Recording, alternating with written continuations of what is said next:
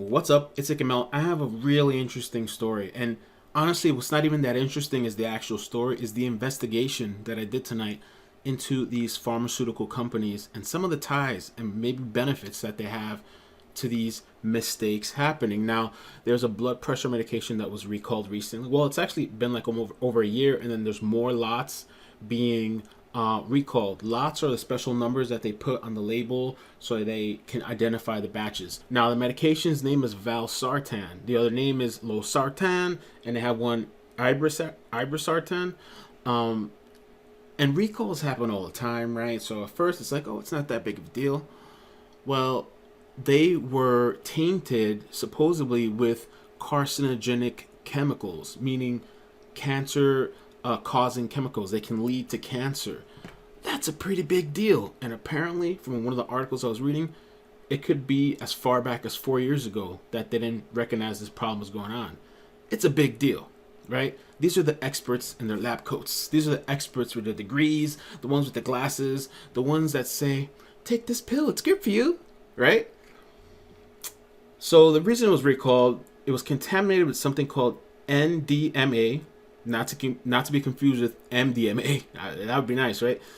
There's another chemical NDEA and another one called NMBA. Those chemicals are believed to cause cancer in humans. Research also suggests NDEA can cause liver and blood cell damage. Now, pay attention to that part because we're gonna get to that later. Now, the FDA is saying that the chances of getting cancer are really small. In my opinion, of course, they're going to downplay this. Oh, no, it's okay. It's nothing to worry about. Just a little recall. No big deal, right? The amount found in the recall valsartan exceeds acceptable levels, so it's above acceptable. Records show that the manufacturers show the impurity may have been in the valsartan products for over 4 years. Now, the comparison they're giving here as, oh, don't worry about it, just brush it off. They're saying that if 8,000 people took it, the highest dose of the medication, from the recalled batches every day for 4 years, there would probably be only one additional case of cancer over those 8,000 people. For context, 1 in 3 people in the United States will be diagnosed with cancer in their lifetime.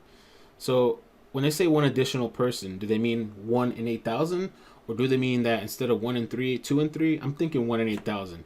To me, though, I still don't believe those numbers. To me, this is really important because what if your family member's on it?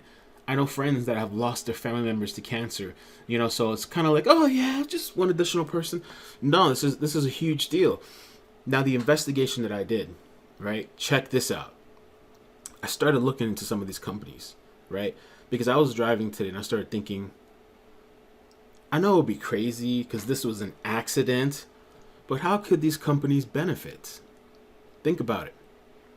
These blood pressure medications, they're not making as much as they could be with the oncology, cancer, chemotherapy medication, right? So I took a look at 2 of the companies that had some of the biggest recalls, right? One of the first companies I took a look at is this company called Torrent Pharmaceuticals, recalling over 100 lots of tablets that might be in your blood pressure. Now, 100 lots doesn't mean 100 tablets. 100 lots means 100 batches. That's what that means. So I was like, I wonder if this company also happens to have chemotherapy drugs, right? Just think about it. People just happen to get more cancer. Well, I guess they're going to have to buy and take more cancer medication, right?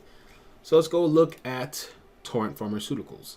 Now, I'm not saying I have any knowledge. I'm not saying or implicating them. I'm saying it's very damn interesting that the same company is going to somehow benefit. Now, if you go to their website, therapeutic areas, of course, they have oncology, which you could also say maybe it's coincidence, right? Most medication manufacturers are going to make all different types of medications. I just find it really, really interesting. So when you click on oncology therapy, right, you see here blood cancer, solid tumors, and supportive care. These are all the different types of medications they make for cancer. Blood cancer. Isn't the article that I just looked at is those chemicals are believed to cause cancers in humans. Research also suggests NDEA can cause liver and blood cell damage. That's quite interesting, Melvin. Now, there is another company that I was investigating, right? Because this company had about 80 something recalls, 87, I believe. And the name of this company is called Torrent Pharmaceuticals. And here you go. Torrent Pharmaceuticals voluntarily recalled 87 lots. So that's a lot. 87 batches, right? So I looked into the company. So when I dug into Cambridge or Camber and I looked at their website, it's clean. They don't have any kind of chemotherapy medication. So I was like, oh, okay. Well, digging a little further, because all these companies are companies within companies within companies. It's really interesting, quite interesting. They have a parent company named Hetaro. So when we look into Hetaro, this is the first site. They're like a company, I think, based in India or something. They don't even tell you their product list. They don't show it to you. You have to like email them. They have over 200 products. They don't even talk about it.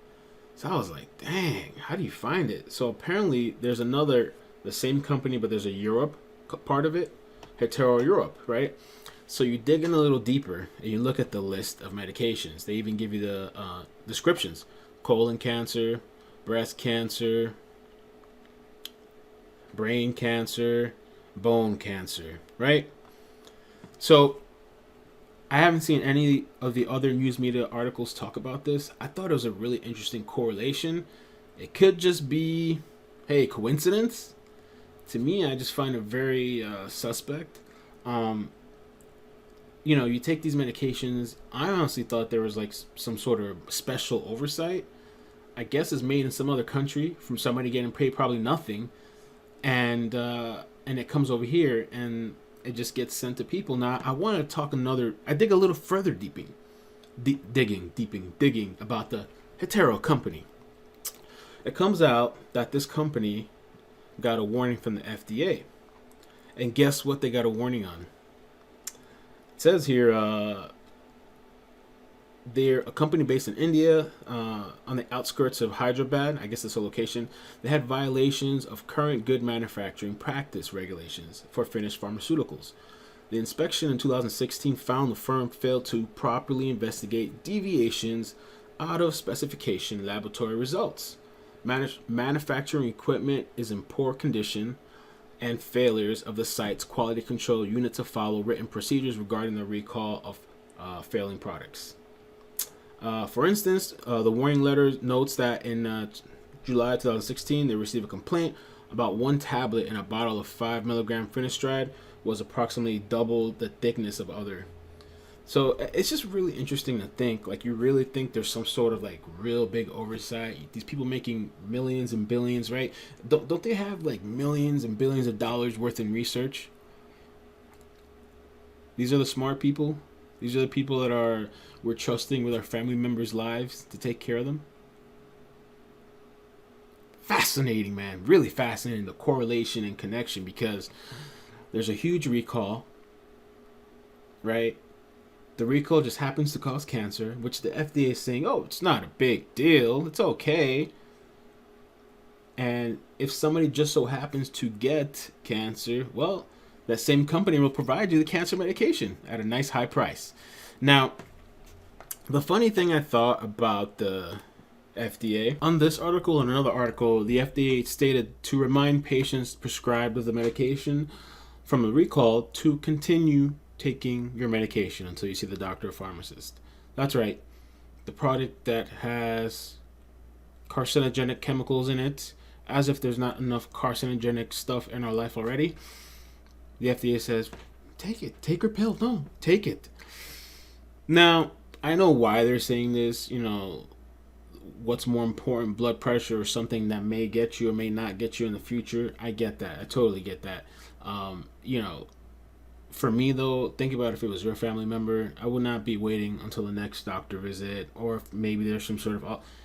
we're getting an appointment this week, tomorrow, an emergency appointment. If you're not going to take me, then I'm going to go to the ER and get it taken care of. But it just sounds so funny and almost like an oxymoron for the FDA to tell you to continue taking it. But I get it. I understand why. Also, if you're looking at it from the perspective that these are the people that are supposed to protect us, and it seems like they're failing, right? And seeing as these manufacturer companies are not even... the medication we're taking that's so expensive is not even being manufactured here. So when it's being made in another country, it probably costs a whole lot cheaper for the pharmaceutical companies. And then they raise the prices, and I get they got to make profit, but that is really interesting. And then they have mistakes like this that not only happen at one or two, but multiple pharmacy locations, because they said that one of the chemicals caused some sort of chemical reaction that they didn't know would react like that. This is what you're paid for. 4 years later is not something that should be acceptable. Okay? How this could be acceptable, I don't know. That's why I always say too, sometimes if there's something wrong with my body's telling me something is wrong or whatever, I don't care how much research or how many times you go to a doctor and they say, no, everything's fine with you. Everything's fine. If you know in your body something's wrong, which in this case you wouldn't be able to tell, like a product like this, you probably couldn't tell. But all I'm saying is that sometimes you can't be looking at these people at the top blindly because they have a lab coat on or they have some sort of degree. These are the same people that will kill you or your family. And then just tell you, oh no, it's okay. It's just one more cancer patient. That's all. I understand that they're downplaying it too, maybe because if it was a bigger deal, then it would be more of an urgency. But it's very, very surprising. It's like, do the pharmaceutical companies really lose when there's a huge recall like this? When there could potentially be more chemotherapy cancer patients? What about the people that are already predisposed, right? Let's say the people that have predisposition, or, what is it called? Predisposition? That the cancer runs in their family, and then they go taking this blood pressure medication. Are their chances going to get heightened? What if they have people that that had cancer that's in remission, right? Well, here, take this blood pressure medication. How would that affect that? I don't see them talking about that. This is all going to be damage control, okay? Just like in the schools. This is a whole nother, I'm on the left field here or the right field, way far off, but just to say this as an example, something happens to a child that's very serious. If the school can cover it up, they will probably try to cover it up. Unless they're a really good school, some places will try to cover up what happened because at the end of the day, it's bad press. They could get sued and cause all this money. I mean, just look at the video I did the other day where the daycare worker, the beast, the animal, the savage, took this kid and threw the child across the room. Had no reaction, no worries, nothing. The child had a gash on the forehead. It was like a 3-year-old, 7 stitches. And the lady, the brainless zombie, the idiots that I talk about that you see on a daily basis, because this is where society has come. The lady that has mental deficiencies, she writes on a piece of paper, baby, fail.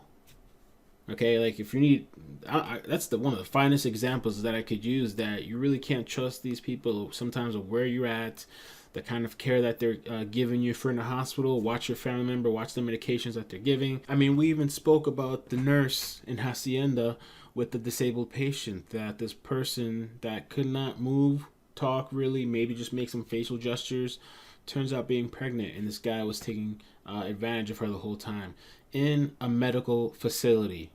Okay, so this goes to you just can't trust these people in a medical facility full of other people.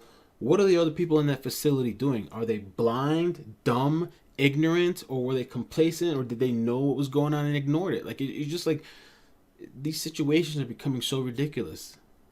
They're not going to look after you. They're not going to care for your family. That's just what it is. These people that want to put you on pills, go get a second opinion. Try to lose some weight. Try to eat healthy. Whatever you can do, because at the end of the day, you can't really fully trust these people, man. Like you really can't. And it says here in the article that what's driving most of these recalls is that these medications, the ingredients, are being made in China and India, like we just spoke about. And to give you some more accurate numbers, it says here that in the 1990s, those companies increasingly use factories in other countries to manufacture the products. About 40% of finished medications are made overseas. The government accountability says nearly 8 out of 10 active pharmaceutical ingredients which are made into the pills at other plants are too. So this is like a whole globalization in order to save money and save costs. It's nice, right? Yeah, I guess. Not really. You know what I'm saying? It kind of makes you a little bit more eerie about the medication that you take, your family takes, the pills you pop. So I don't believe too much these numbers that they're telling us that, oh, it's just 1 in 8,000. And I'm pretty sure there's more than 8,000 people that were taking those different various blood pressure medications. You know, so really interesting. Comment down below. Let me know your thoughts. Crazy. Crazy. I see potential subscribers. Subscribe for more. This is the mother info war.